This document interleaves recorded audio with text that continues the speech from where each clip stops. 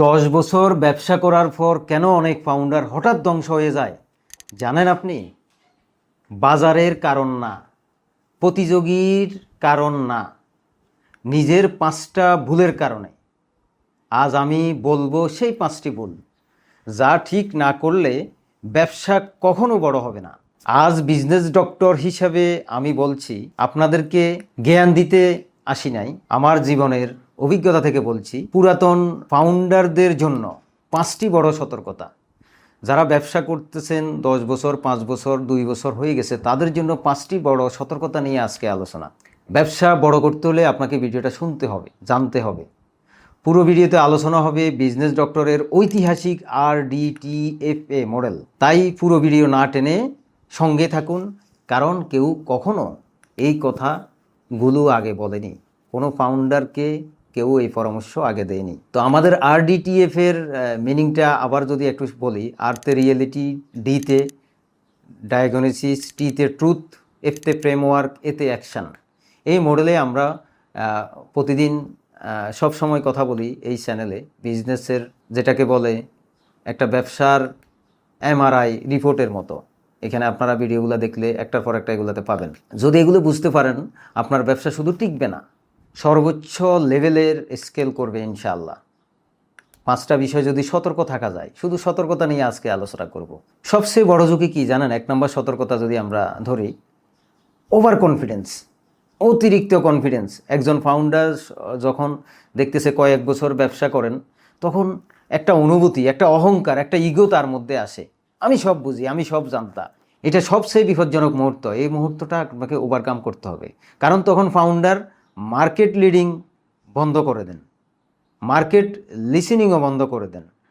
সে market সম্পর্কে আর জানতে তার আগ্রহ নাই। অনেক টাকা পয়সা হয়ে গেছে বা উনাকে নিজেকে সফল মনে করতেছেন। কিন্তু জানেন, একটা গবেষণা দেখা গেছে 35% ব্যবসা ব্যর্থ হয় কারণ তারা বাজারের আসল চাহিদা বুঝতে পারে না। 5 বছর 10 বছরের মাথায়ও ব্যর্থ হয়ে যাচ্ছে, কিন্তু তারা বাজারের আসল বাস্তবতা বুঝতে পারে না। এই ক্ষেত্রে আপনারা সবাই জানেন, নোকিয়া ফোন, যেটা সব সময় সবাই উদাহরণ দেয়। নোকিয়া ফোন উনাকে স্মার্টলি উপস্থাপন করতে পারে না, বাজার থেকে হারাই গেছে। তো নোকিয়া ফোনও তো প্রতিষ্ঠিত ব্যবসায়ী ছিল। এরকম বিশ্বে আর অনেক উদাহরণ আছে। একজন ফাউন্ডার 10 বছর পরে একই প্রোডাক্ট বিক্রি করছিলেন, বাজারে নতুন প্রযুক্তি এসেছে, কাস্টমারের আচরণ বদলাচ্ছে, কিন্তু ফাউন্ডার বললেন, আমরা তো সবসময় এভাবেই করছি। 3 বছরের মধ্যে তার বিক্রি 60% কমে যাবে। তাইলে কি বোঝাচ্ছে এখানে? আপনি যদি আপনার অবস্থান নিয়ে প্রতিদিন লার্নিং তো লাগবেই। কোনো সময় আমি মনে করি বিজনেসম্যানদেরকে আইডিয়া সংক্রান্ত বিষয়ে, জানতা সংক্রান্ত বিষয়ে, আমি সব কিছু জানি, বাজার বুঝি, মার্কেটিং বুঝি, আমার থেকে কে বেশি বুঝে, এই টাইপের কথা বলা যখন আপনি শুরু করবেন, তখন আপনার ব্যবসা আস্তে আস্তে ধস হবে। এই সতর্কতাটা খুবই জরুরি। এই টাইপের কথা বলা যাবে না। প্রতিদিন আপনাকে নতুন নতুন শিখতে হবে। প্রতিদিন আপনার গতিটা, শিখার গতিটা প্রতিদিন আপনাকে রাখতে হবে। এটার বিকল্প নাই। আপনি না শিখলে আপনি মাঠ থেকে হারাই যাবেন। নতুন নতুন পলিসি অ্যাপ্লাই না করলে মাঠ থেকে হারাই যাবে। তাইলে আমাদের হাদিসে একটা কথা মনে পড়তেছে, প্রজ্ঞাবান সেই ব্যক্তি, এটা তিরমিজি শরীফের একটা হাদিস। প্রজ্ঞাবান সেই ব্যক্তি, জ্ঞানী সেই ব্যক্তি, যেই নিজের হিসাব নেই। নিজের হিসাব সবসময় নিতে হবে, ইগো অহংকার রাখা যাবে না। এই বিষয়ে প্রতিটি ফাউন্ডারকে প্রতি 6 মাসে 3টা প্রশ্ন করতে হবে। তাইলে আপনাকে প্রতি মাসে প্রতিদিন তো গতি রাখতে হবে। 6 মাস পর পর নিজের আমলনামা নিজে যাচাই করতে হবে, আপনি ব্যবসায় আর কতটুকু স্কেল করবেন। 3টা বিষয় যদি আমরা বলি, একটা হলো মার্কেট কি বদলাচ্ছে, আপনার বিজনেস বা আপনার সার্ভিস নিয়ে আপনাকে প্রশ্ন করতে হবে। সবসময় নিজেকে নিজে প্রশ্ন করতে হবে নিজের ব্যবসাকে গ্রো করার জন্য। মার্কেট কি বদলাচ্ছে, কাস্টমার কি বলছে, আমি কি শিখছি। এই 3টা বিষয়। আপনার কাস্টমার কি বলছে, সন্তুষ্ট কাস্টমার, রিপিট কাস্টমার আসতেছে কিনা, এবং আপনি কি শিখছেন। আর 2 নম্বর সতর্কতার বিষয়ে আমি যদি বলি, গ্রোথ আটকে যায়। অনেক বিজনেসম্যানের গ্রোথ হঠাৎ আটকে যায়। 5 বছর 6 বছর ভালো র্যান্ডম ব্যবসা করে, হঠাৎ গ্রোথ আটকে যায়। তো এটা থেকে সতর্ক থাকার উপায়গুলা এখন বলবো।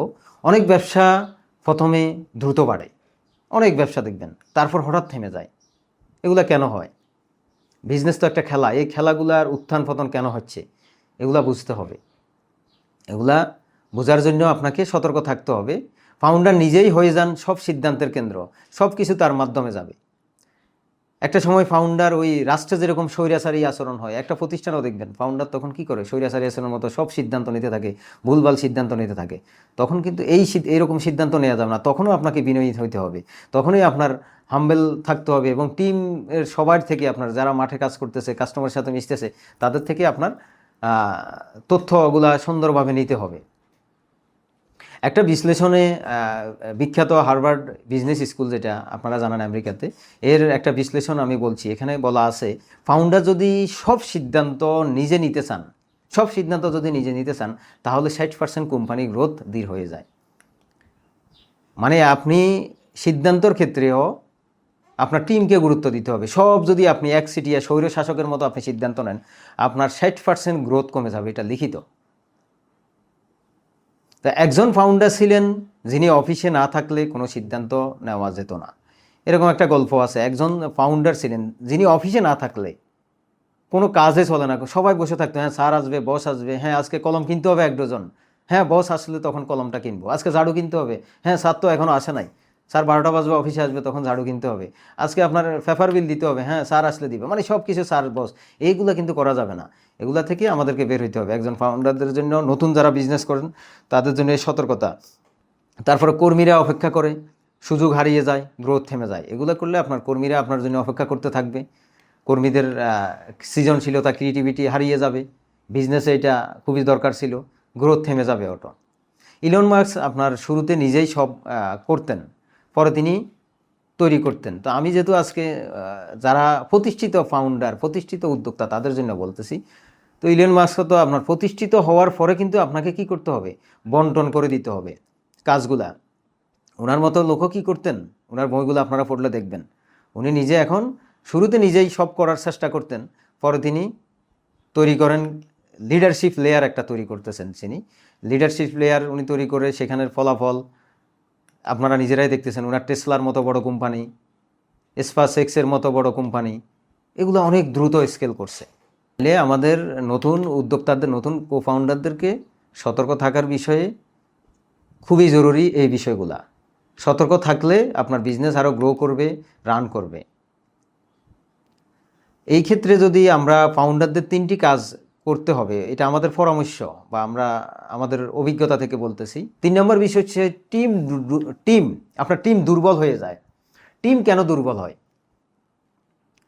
ফাউন্ডার বলেন ভালো লোক পাওয়া যায় না, সব ফাউন্ডারের অভিযোগ। আমাদের অনেক ফাউন্ডার, ছোট বড় অনেক ফাউন্ডারের সাথে চলাফেরা অনেক সময় হয়, তাদের অভিযোগ ভালো লোক পাচ্ছি না, দক্ষ লোক পাচ্ছি না, এই অভিযোগ সব সময় থাকে। আসলে সমস্যা কি জানেন? আসলে সমস্যা তো মানুষ না, লিডারশিপ কালচার হলো সমস্যা। বাংলাদেশে দক্ষ লোক আছে, যোগ্য লোক আছে, বা যোগ্য না থাকলে আপনার বিজনেস মডেলে আপনি কিছু ফ্রেশার নিয়োগ দিয়ে তাদেরকে ওইভাবে কিন্তু রেডি করতে হবে। কিন্তু সেটার জন্য আপনার লিডারশিপটা লাগবে। মানুষের দোষ নাই, ওকে আপনি ফ্রেশার হিসাবে এনে বসাবেন, ওকে দিয়ে আপনি কি কাজ করাবেন তাকে ওইভাবে শিখাবেন, তাকে ওইভাবে তৈরি করবেন, বা আপনার টিম তাকে ওইভাবে তৈরি করবে। তো একটা গবেষণায় দেখা গেছে 70% কর্মীর পারফরমেন্স নির্ভর করে তাদের লিডারের উপর। লিডারের অ্যাটিটিউড, লিডারের আচরণ, লিডার কি সবসময় আক্রমণাত্মক কথা বলতেছে কিনা, লিডার কি একটা কর্মীর ইমোশনাল বিষয়গুলো দেখে কিনা। একটা কর্মী এসে অফিসে বসলো, তার মন খারাপ, তাকে লিডার হিসাবে কি করলো, থ্রেট দিল, গালিগালাজ করলো, এটা তো হবে না। কিন্তু ওই কর্মীর হয়তো বা একটু আগে তার অ্যাক্সিডেন্ট হলো, তার ফ্যামিলির কোনো একটা বিপদ হলো, সেই জন্য মন খারাপ। একজন লিডারশিপের কিন্তু গুণের কারণে 70% কর্মীর পারফরমেন্স বাড়ে। আর লিডারশিপ যদি আপনার যদি কি বলবো, যদি বাজে লিডার হয়, তাহলে কিন্তু 70% কর্মীর পারফরমেন্স নষ্ট হয়ে যায়। তা একটা কোম্পানিতে ফাউন্ডার সবাইকে সন্দেহ করতেন। আমি যদি এটা একটা গল্পের মতো বিষয়টা বলি, একটা কোম্পানিতে একটা ফাউন্ডার সবাইকে সন্দেহ করতেন, কেউ সিদ্ধান্ত নিতে পারতো না, সবাইকে এসে সন্দেহ করতেন। 2 বছর টিমের অর্ধেক মানুষ চাকরি ছেড়ে দেয়। সবাইকে সন্দেহ করলে তো আপনার টিমের মানুষ চাকরি ছেড়ে দিবে। আপনি সন্দেহ বাদ দিয়ে সবাইকে কি করতে হবে, একদম। আমি বাংলাদেশে অনেক কোম্পানির উদাহরণ দেখি, মালিক সহ ওয়ার্কার সহ সবাই মিলিয়ে বসে একসাথে ইফতার করে, একসাথে খাওয়া দাওয়া করে, একসাথে নাস্তা করে, তো তাদের প্রতিষ্ঠান তো গ্রো হবে। আর বাংলাদেশে এমন আবার ফাউন্ডার বা ফাউন্ডার দেখি বা প্রতিষ্ঠা দেখি 8-10 বছর ব্যবসা করতেছেন, উনি 1 কাপ চা খাবেন, ওনার এই 1 কাপ চা খাওয়ানোর জন্য পিয়ন থেকে শুরু করি, ম্যানেজার থেকে শুরু করি, সবাই অস্থির। হ্যাঁ বস বা স্যার বা সিইও স্যার 1 কাপ চা খাবেন, চিনি বেশি খাবেন, কাপ কোনটাতে খাবেন, কোনটাতে ময়লা, এগুলো নিয়ে সবাই ব্যস্ত। তো এই টাইপের লিডারও আছে, এরাও প্রতিষ্ঠান চালাচ্ছে। আবার আপনার কিছু লিডার আছে ওই নিজেই আপনার পাকঘরে ঢুকে নিজে চা বানায়, নিজেও খাচ্ছে, অন্যদেরকে খাওয়াচ্ছে। তো আপনাকে কোন টাইপের লিডার হইতে হবে আপনি নিজে চিন্তা করেন। বিজনেসের সতর্কতার জন্য এগুলো খুবই জরুরি। নিজের ইগো বাদ দিতে হবে। আমাদের নবী বলে গেছেন, তোমাদের প্রত্যেকেই নেতা এবং প্রত্যেকেই তার দায়িত্ব সম্পর্কে জিজ্ঞাসিত হবে। এটা বুখারী শরীফের সহিহ হাদিস। প্রত্যেককে নেতা এবং লিডার বলা হয় এবং দায়িত্ব সম্পর্কে আপনি সিইও হিসাবে আপনার দায়িত্ব আছে। একটা অফিস স্টাফের প্রতি খারাপ ব্যবহার করেও আপনি করতে পারবেন, আবার তার মন জয় করেও কিন্তু আপনার বিজনেসটা চালাতে পারবেন। তো এই ক্ষেত্রে আমরা একটা ফর্মুলা যদি দিই আপনাদেরকে, ক্লিয়ার ভিশন থাকতে হবে, ওনারশিপ থাকতে হবে, ট্রাস্ট কালচার থাকতে হবে। বিশ্বাসের জায়গাটা স্টাফদের উপরে বড় করতে হবে না। আমার ফ্যামিলি যদি কখনো বিপদে পড়ে আমি এই অফিস থেকে সাপোর্ট পাবো, আমি আর ভবিষ্যতে অন্য কোনো চাকরি করার দরকার নাই। আমার প্রতিষ্ঠানগুলোতে আমি সবসময় বলি, আপনাদের লাইফের এটা প্রথম এবং শেষ চাকরি। তাদেরকে ওনারশিপ ফ্লেভার দিতে হবে। আপনারাই ভবিষ্যতে এখানের এই কোম্পানির ওনার, আপনারাই এই প্রতিষ্ঠান, আপনাদের ছাড়া এই প্রতিষ্ঠান চলবে না। এই কালচারগুলো অফিসে চালু করতে হবে এবং একটা স্টাফকে ক্লিয়ার ভিশন দেখাইতে হবে। হ্যাঁ, আপনি এখানে থাকলে আপনার ফ্যামিলির নিশ্চয়তা, আপনার নিজের নিশ্চয়তা এগুলো আছে।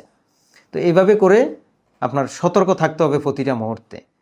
আর 4 নম্বর সতর্কতা নতুন উদ্যোক্তাদের জন্য, নতুন না যারা প্রতিষ্ঠিত উদ্যোক্তা তাদের জন্য, এটা হলো স্কেল হয় না। অভিযোগ করেন সব সময় বিজনেসে স্কেল হয় না, বা অনেক ব্যবসা 5 কোটি বা 10 কোটিতে আটকে যায়। মানে 8-10 বছর সংগ্রাম করে এটা হয়তো 100 কোটিতে নেওয়া যাইতো, কিন্তু সেই জায়গায় 10 কোটিতে আটকে আছে। সেখানে আপনাকে একটু থামতে হবে, একটু সতর্ক থাকতে হবে। এটাকে আরও কীভাবে 10 কোটি থেকে কীভাবে 50 কোটি 100 কোটিতে নেওয়া যায়। তাইলে এটার জন্য একটা পলিসি যদি আমরা বলি, সেটা হলো ব্যবসা আপনাকে চালাইতে হবে মানুষের উপর, সিস্টেমের উপর না। সিস্টেমের উপর না, মানুষের উপর যদি আপনি ব্যবসা চালান তাহলে এই ব্যবসা গ্রো করবে না। আপনাকে ব্যবসা চালাইতে হবে সিস্টেমের উপর। সিস্টেম রেডি করে দিবেন, আপনার ব্যবসা তখন 10 কোটি থেকে 20 কোটিতে উঠবে। যারা ব্যবসায় প্রতিষ্ঠিত আছেন তাদের জন্য যদি একটা কথা বলি, একটা ছোট বার্গারের দোকান থেকে আজকে কোথায় গেছে আপনারা নিশ্চয়ই জানেন। প্রতিটি কাজের জন্য উনি কি জিনিস তৈরি করছেন, স্ট্যান্ডার্ড অপারেটিং প্রসিডিউর উনি তৈরি করছিলেন। আজ সেই কোম্পানি আপনার ম্যাকডোনাল্ডস 100+ দেশে কাজ করতেছেন, অথচ একটা ছোট্ট একটা বার্গারের উদ্যোগ।